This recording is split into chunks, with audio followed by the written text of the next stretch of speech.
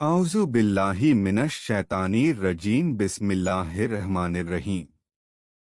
मुल्के शाम का दूसरा सफ़र और नस्तूर राहिब।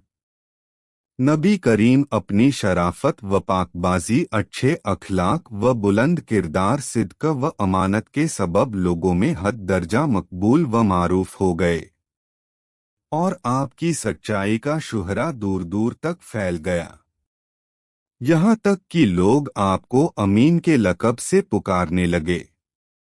हज़रत खदीजा, जो कि तिजारत पेशा खातून थीं और बहुत मुअज़्ज़ज व मालदार जानी जाती थीं, उन्हें जब हुजूर की इन सिफ़ाते कामिला की खबर पहुंची तो उन्होंने आपको पैगाम भेजवाया कि आप मेरा माले तिजारत लेकर मुल्के शाम जाएं, मैं जितना मुआविज़ा दूसरों को देती हूँ, आपके बुलंद अखलाक, सिदक व अमानत व सच्चाई के सबब आपको दूगना मुआविज़ा दूंगी। चुनाचे नबी करीम ने इस पेशकश को कबूल फरमा लिया। हज़रत खदीजा ने माले तिजारत के साथ अपने गुलाम मैसरा को भी आपके साथ कर दिया, जो आपकी खिदमत पर मामूर था।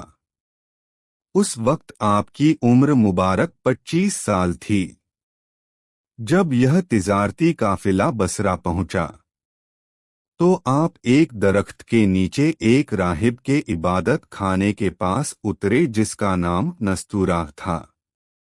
यह वही दरख्त जहां आप 12 साल की उम्र में अबू तालिब के साथ आए थे और उस जगह ठहरे थे और बहीरा राहिब से मुलाकात हुई थी।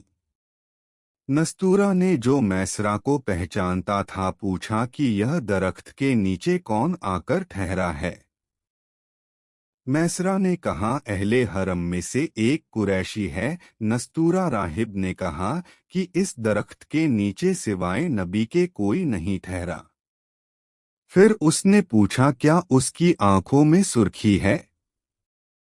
मैसरा ने कहा, हाँ, हमेशा रहती है।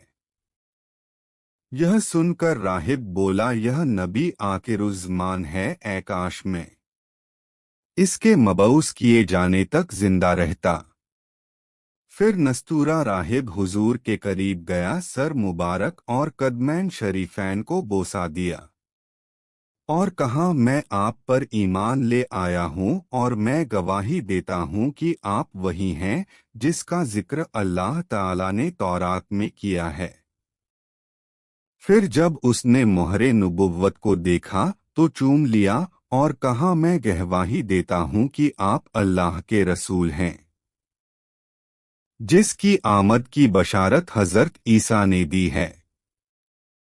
मिस्रा ने यह सब देखा और दिल में महफूज कर लिया। मैसरा ने यह भी देखा कि जब भी धूप तेज हो जाती, दो फरिश्ते आपको धूप से बचाते और आप पर साया कर देते। अलगर्ज आपने तमाम माले तिजारत बसरा में दूगने मुनाफे में फरोख्त कर दिया, जो उम्मीद से बहुत ज्यादा था।